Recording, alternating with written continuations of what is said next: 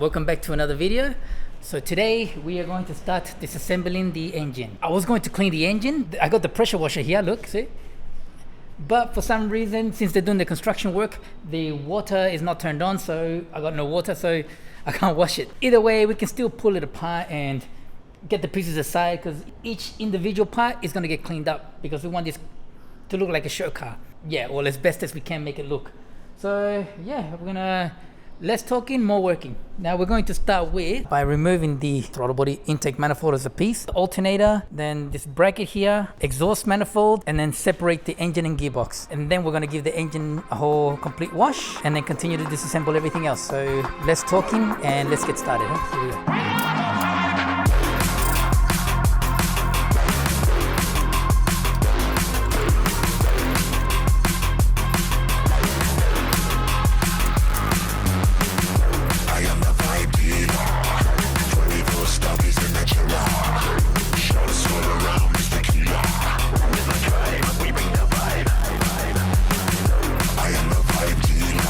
Sometimes you just can't avoid some of these problems. For example, here we got two coolant lines that run to the actual throttle body. I think I've been running water in this car for too long that these things are beginning to rust away. And it so happened to completely broken here. So I'm gonna have to try and find a way to get this extended so then the hose can actually connect properly. But inside here you can hear the crackling of the rust, isn't it?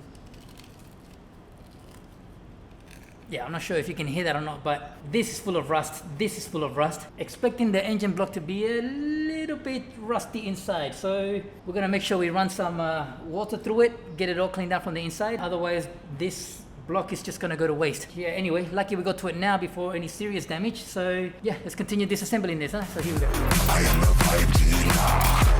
Marijuana, we deliver. Vibe way bass with the hitter. With my drive, we bring the vibe.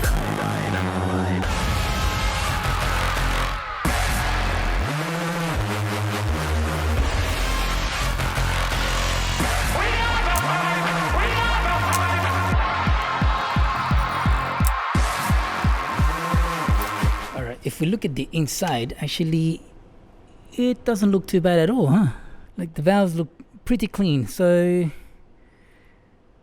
I mean, when I bought this engine, we bought it with low kilometers. So yeah, it hasn't been worn down that much. The reason I think the head gasket blew is because this engine sat for a very long time at the wrecking yard. So low kilometers, I think maybe that's why the head gasket just dried up and cracked and started overheating. The valves are good. I am going to grind down some of the runners just to, not grind it down, sorry, like smooth it out so then we get a nicer airflow inside. Take away some of the casting imperfections just so the airflow is a lot smoother inside. Anyway, that's the intake side. Let's continue on and pull off the exhaust side. As we can see, we got 1 and 2 bolts that are completely rounded off. So I'm not gonna waste too much time on it. I'm just gonna cut them off and continue on because yeah, I only have a couple of hours to be here before I have to go home. So yeah, let's just get that done, huh?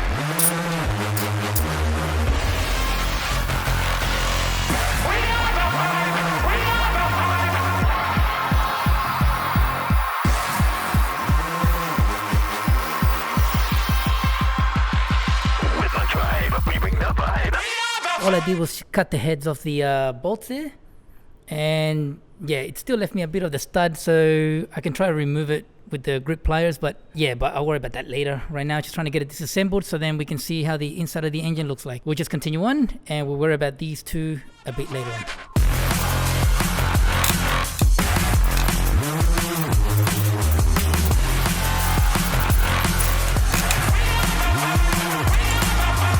On this side we can really see the carbon buildup now.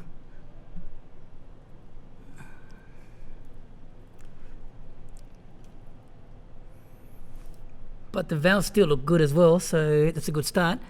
I mean, of course, all of this is going to get cleaned out when we clean out the whole engine. I won't be doing any porting on this because, well, if I'm going to be doing any porting, I'm going to have to get an aftermarket ECU to adapt to the extra air going in and out, which I don't have the money for aftermarket ECU. So we're just going to clean it up, clean the valves, regrind the valve seats, place the stem seals, technically do a top overhaul on this engine, get rid of all these oil leaks because look how dirty that is. I mean, yeah, I mean even the block is just covered in crap. Get the cover off, get the timing belt apart, and then get the gearbox separated. And then that will do for today. And I will continue this another day because, like I said, I only have a couple of hours here. So yeah, I'll continue later on.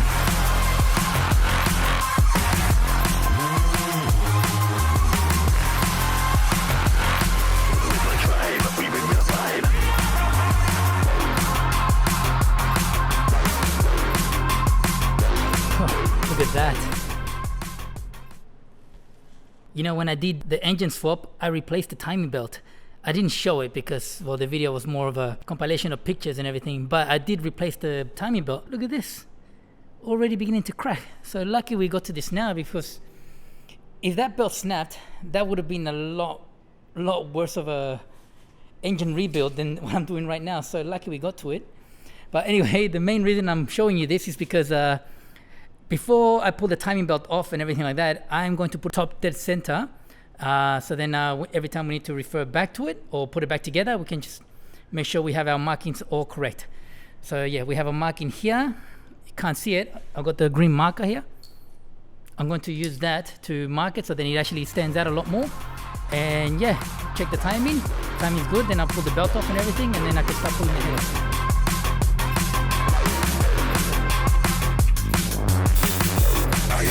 Well, the crank bolt is way too tight for my little Milwaukee. I've got another one on the way, a bigger one, but I just don't have that yet. Can't afford it. I still owe 600 on it, so so I'll just continue pulling off everything else. So I'm going to pull the valve cover off to see how the valves and everything are. Start the motor, probably separate the engine and gearbox. Actually, no, I might leave the gearbox on because right now it's balancing using the gearbox and that other bracket on the other side that holds the aircon compressor. Right there, but I won't be able to undo that crank bolt until I have some help, and as you can see, I am always by myself.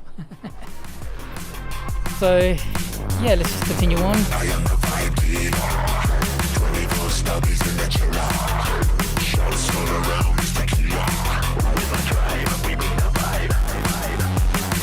Look at that, she is actually really clean in here.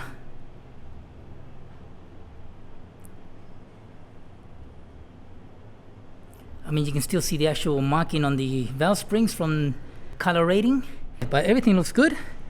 I mean, I won't know until I pull off the lifters and see if any of them are worn out or broken or anything like that, but the engine looks really clean.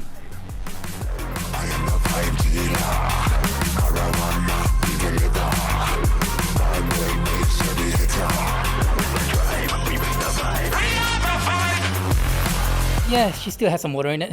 Oops. But looking at the pipe, she looks okay. Not too much rust inside. I'm not sure how well you can see that, but this side looks a bit rusted, but still usable. So we're going to reuse it. We'll just clean it up and paint it. Let's continue on. 1 week later. New day. I think it's been a week since the last time I recorded. From what I remember last, we couldn't undo the main pulley bolt. It was too tight, so I had to get some help. Someone to help me hold the flywheel while I used the big breaker bar to undo the bolt.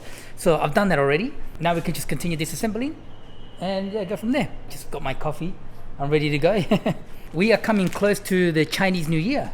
So when I went to get a coffee, they gave me a fortune cookie. Yeah? So let's see what my fortune says. Here we go. 1 second. Okay, my fortune says, accept the things you cannot change. Have the courage to change the things you can. Wise words. Anyway, let's continue on. Here we go.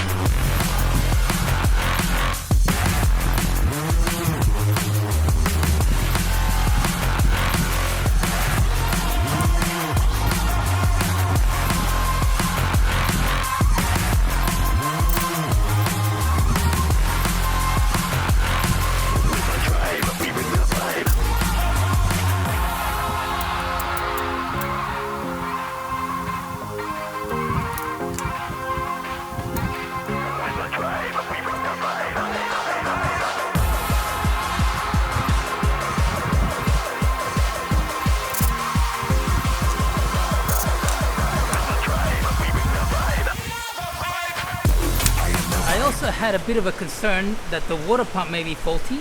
Well, if these blades are gone, right, the water won't be able to circulate fast enough, therefore causing it to overheat at a high RPM. But I replaced this before I put the new engine in, so it should have been fine. But I still got some corrosion there, or rust as you will call it. So I'm going to replace it, get a new one, why not? Anyway, let's continue on with the disassembly. Yeah, see what else we find, huh?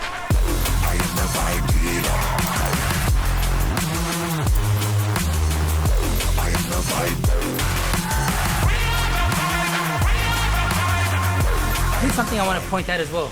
This is the distributor. This also have a timing mark on it. As you can see, I've already painted it green on the actual little arm or the little slot that goes into the camshaft.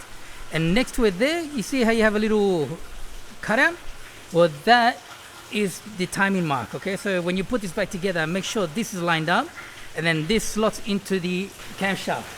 And yeah, just make sure you keep an eye on that because this is important. Otherwise, you'll be chasing the timing that is annoying. And yeah, it's just to save yourself some time. But anyway, continuing on, I'm gonna pull the camshafts out now, then undo the head bolts, and then we're gonna see what the actual head gasket looks like. Huh? Yeah, another thing I'm gonna point out before I pull it apart, usually if you're pulling these caps off, you would mark them. Why? Because some of them don't have any markings on it. But luckily with these ones, you do. For example, here, you see, starting from the timing chain, the timing belt, on the exhaust side, you have exhaust 1, or E1, E2, E3, E4, E5, E6. Okay, and then if you go to the top, this one where the distributor sits on has no markings on it, but then you go I5, I4, I3, I2, and I1. That inlet side, exhaust side. Numbers always start from the front to the back, so then you can never get it mixed up. So even if I pull all of these out, I can put them all in one box, and yeah, I won't get them mixed up. So just a little advice, so then when you're preparing yourself to pull this engine apart, you know what to look for.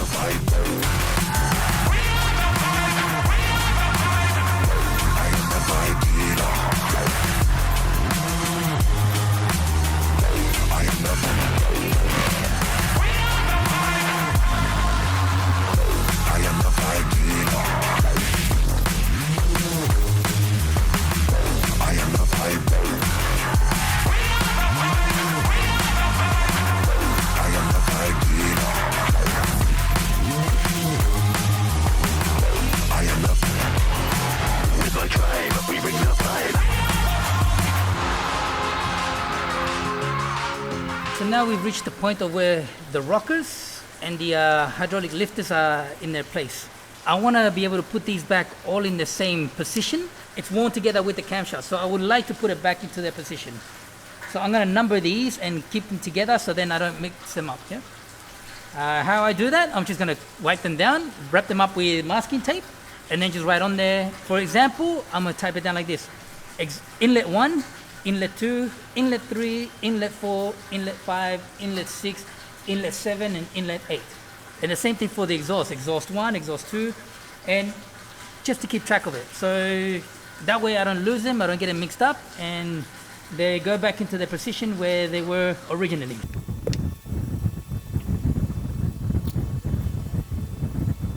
See, just like that. And then I write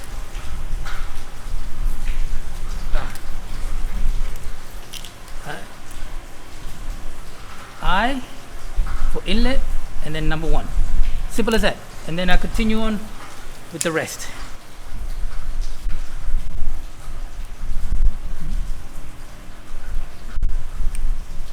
Something to take note of as well, the hole is always pointing upwards because, well, that's how it creates the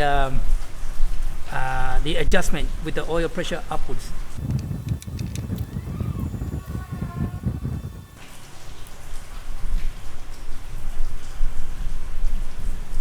I2. Alright, I'm going to reserve my battery, so I'm going to put this on pause, get these all done, and then start recording again. Huh? Okay, so I have removed all the rockers and all the hydraulic lifters. You can see I've labeled them all. Before anyone really says anything, the way I do things may seem very amateur. Why? For example, I tape up every single bolt in their position, so when I put it back together, I know exactly where it goes. Why do I do that? Well, simple, because where I work, I'm not working on one car, one model, not even the same brand of cars. For example, right here, I'm restoring this Jaguar. It's an XJ40 model, and we're removing everything. The whole interior has been removed, every single bolt, every single nut, every single piece of wiring. I mean, look, the wiring is here on the floor. See, I've got everything labeled, marked on the floor with each bolt taped up to the precision. And reason being, because there's too many cars there. You know, I don't care who you are or how good your memory is, you cannot remember every single bolt, okay? I mean, for example, I got Jaguar here. I got an Audi Quattro here. I got a BMW 2002. I got the Mercedes, my uncle's Mercedes. Yeah, I haven't finished that. 964 Cabriolet, Targa, sorry.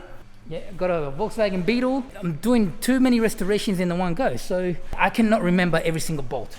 All right, and I can't remember every single part, every single anything. So I make a lot of videos, a lot of pictures, and a lot of marking, you know. So it's the way I work. It makes it easy for me to assemble again, and then nothing goes missing. Why? Because everything's taped up to the actual part.